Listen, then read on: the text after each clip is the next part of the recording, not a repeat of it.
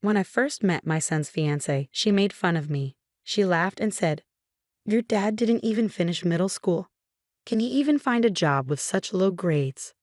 Her dad joined in, saying, "I can't believe he dropped out of high school and doesn't even work." And to add to that, they only serve food for themselves, leaving me out.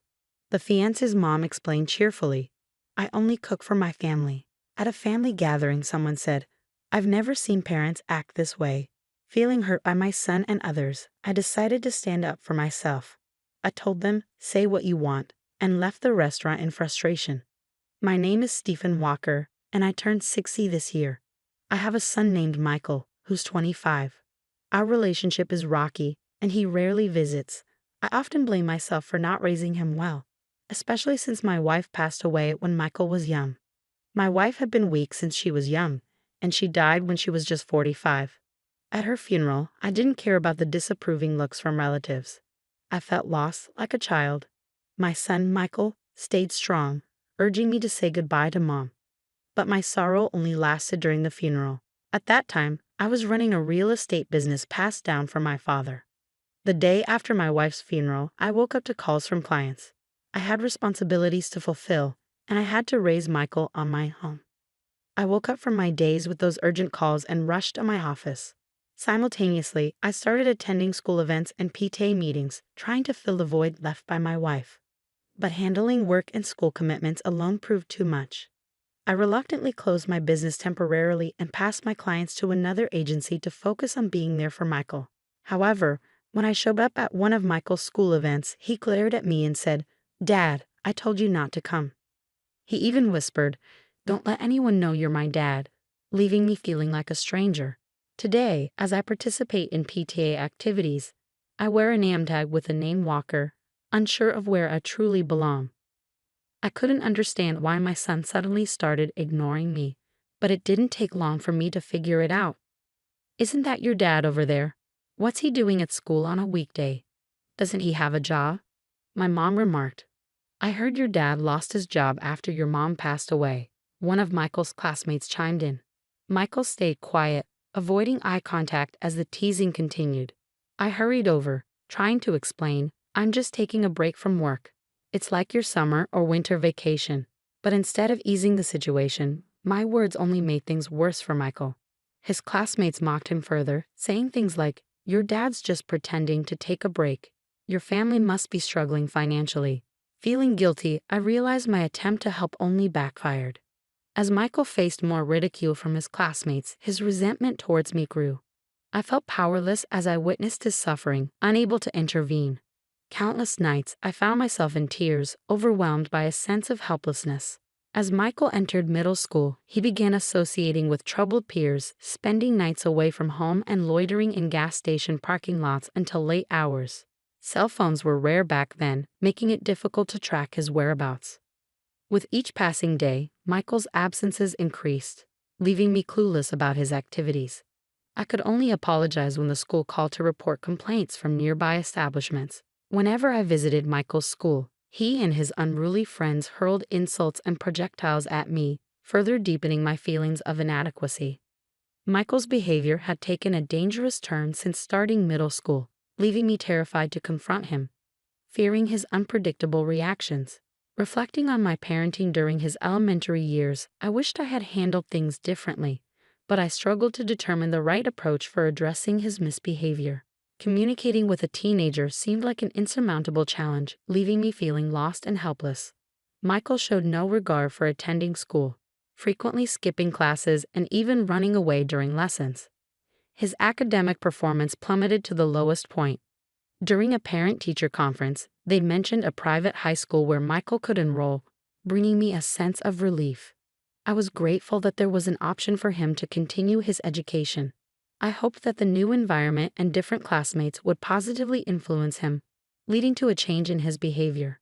Thankfully, after starting high school, Michael began to take his studies more seriously. He dedicated himself to his classes, improving his test scores to above-average levels and eventually securing admission to college. Despite his academic progress, his attitude toward me remained unchanged. He continued to spend little time at home, moving from one friend's house to another. Upon entering college, he opted to live alone in a dorm and supported himself with part-time work to pay his tuition. While I admired his independence, his relationship with me remained distant. Even after he started his job, he showed no inclination to reconnect with his family. One day, completely out of the blue, Michael, whom I hadn't seen for years, called me. He said, "I'm planning to get married." Then he added, "We're meeting at a fancy restaurant next Sunday at 2 p.m., without considering my schedule. I was taken aback by the suddenness of it all. But when I expressed my concerns, he simply responded, "If you can't make it, don't bother," and hung up abruptly. Despite feeling conflicted, I couldn't deny that he was my only son. So I decided to attend the meeting for his sake. When I arrived at the restaurant, his future in-laws were already there, greeting me with rudeness. I retorted, feeling annoyed by their attitude, but they denied having invited me at all. They were as cold as Michael had been on the phone. Meanwhile, Michael stood there with a smirk, seeming like he was up to something. Unsure of his intentions, I reluctantly entered the restaurant. However, instead of discussing Michael's relationship with Sarah, they directed their attention towards me, treating me like an unwelcome guest. To my dismay, Michael began criticizing me in front of Sarah and her family, disregarding the inappropriate timing and setting. Despite my protests, he continued unabated. To make matters worse, Sarah burst into laughter, mocking seriously, "Can someone even find a job with just a middle school education?" Her father chimed in, praising Michael for having a college degree and a job at a prestigious company, contrasting him with me, a high school dropout. Exhausted and frustrated, I almost uttered, "Say what you want, I'm leaving." But before I could, a waiter arrived with the food, apologizing for the delay. I had been so worked up that I had forgotten we hadn't even been served yet. Trying to calm myself down, I resolved to eat quickly and leave. However, when the food arrived, it was only for Michael, Sarah, and her parents. The waiter explained that they had a reservation for 4, giving me a disapproving look. Sarah's mother dismissed me, saying, "He's not part of our family, so don't worry about him," with a fake smile. Feeling humiliated, I watched as the waiter awkwardly retreated, just as I was about to lose my temper. Sarah's dad interrupted me sharply, declaring, "We don't associate with high school dropouts like you. Our family is filled with bank employees and doctors from top companies. You don't belong here. Please leave." His words stung, and I couldn't hold back. "Is education and job status all that matter to you? Seems like your priorities are a bit skewed," I retorted as I stood to depart. In response, Sarah's dad boasted about his job at Bank of America, emphasizing the importance of education and work history. As I made my exit, I sarcastically acknowledged his accomplishment, but they paid me no heed. The following day, I visited Bank of America, where Sarah's dad worked. Despite being labeled a deadbeat by my son, his peers, and Sarah's family, I knew I wasn't one. After my wife's passing, I temporarily closed my real estate business to focus on my son's well-being. However, I want to make it clear that it was only a temporary measure. Following her death, I transitioned my business to online management to prioritize my involvement in my son's school activities and PTA meetings. When I operated a physical store, my clients were mostly local neighbors. However, transitioning to online management opened doors to a wider clientele, including people from small towns located far from the nearest train station and even Americans living abroad. This shift allowed me to receive more inquiries about renting and buying properties from these individuals. The internet enabled me to expand my property portfolio and reach a broader audience, turning what once seemed like a dream into reality. Moreover, I had a keen interest in stocks and investments, which I pursued as a hobby. Currently, I had $50 million invested in Bank of America, where Sarah's dad worked. Upon reaching the bank, I immediately requested to speak with the branch manager and recounted the events from the previous day. "One of your employees mentioned that this bank values trust based on educational background and work history. Due to that statement, I've lost faith in this bank. Could you please proceed with closing my account?"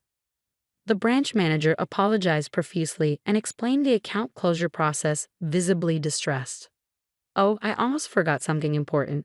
There's a tenant in one of my apartments who hasn't paid rent for 2 years. I've been lenient because he's my son, but not anymore.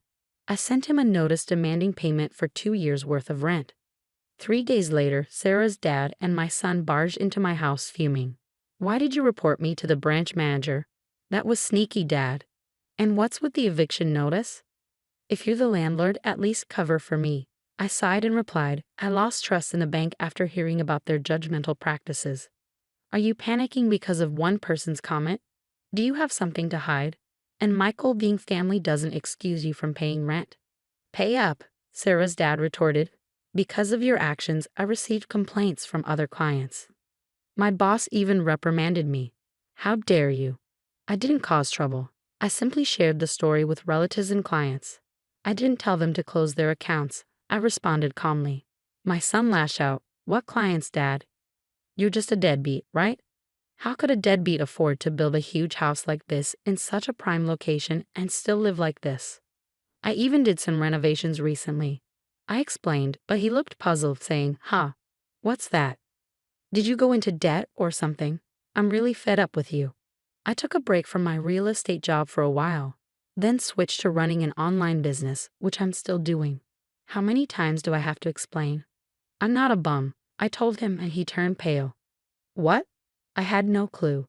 I thought you were just working part-time, Sarah's dad yelled. You're a real piece of work, keeping your occupation secret even from your own son. Annoyed, I replied, say what you want, and closed the door. Outside, I heard them shouting, You've ruined my reputation. I'm gonna sue you. I can't believe I've been fooled by my old man for so long. After about 10 minutes of yelling, it seemed they grew tired, and the commotion quieted down. I figured they wouldn't bother returning once they realized their shouting was futile. With a sigh of relief, I headed to the kitchen to brew a cup of coffee. Suddenly, I heard my son's voice outside again, accusing me of being a liar. Peering out the window, I saw Sarah's dad and my son spray painting my front door. You've got to be kidding me.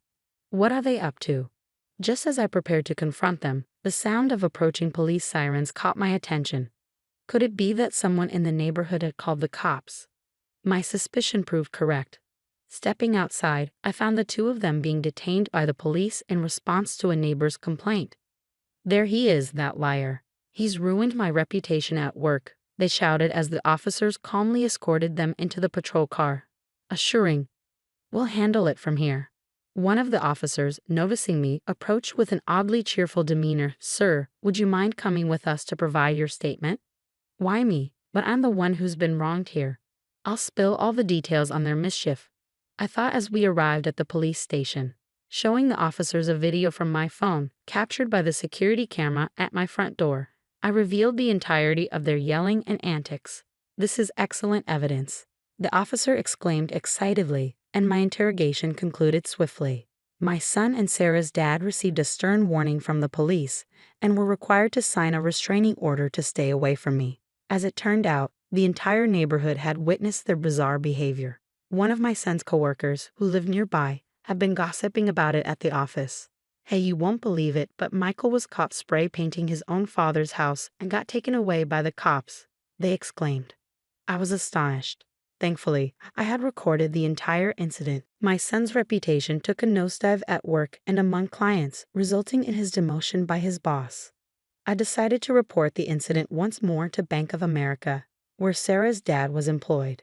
Upon showing the manager the security footage from my phone, his expression turned ashen. It wasn't long before I heard that Sarah's dad had been dismissed from his job. Naturally, Sarah called off her engagement with Michael. Both Michael and Sarah's family relocated to a rural area, where they found work at a gas station run by my brother. However, they struggled to adapt, and I had to let them go due to their incompetence. Word around town was that other nearby businesses had similar experiences with Sarah's parents who couldn't hold down a steady job. They bounced between gigs at gas stations and farms as a couple. Additionally, I learned that Sarah had lavished expensive gifts, including watches, on her boyfriends, including my son, and had accrued significant debt as a result. Her parents used their part-time earnings to repay her debts, leaving them financially strained. It remains a mystery how they managed to make ends meet. Fast forward 5 years and my son, now 30, seems to have turned over a new leaf after experiencing kindness in the small town he moved to. He came to me a few times, sincerely apologizing for his past behavior. I was naive and immature. I didn't bother to understand your job and simply dismissed you as a good-for-nothing. I deeply regret it. Witnessing my son's change in attitude, I decided to invite him to live with me. He now works at a company near my home and gradually lends a hand with my work. However, let me be clear, he still has much to learn, and I'm cautious about fully trusting him.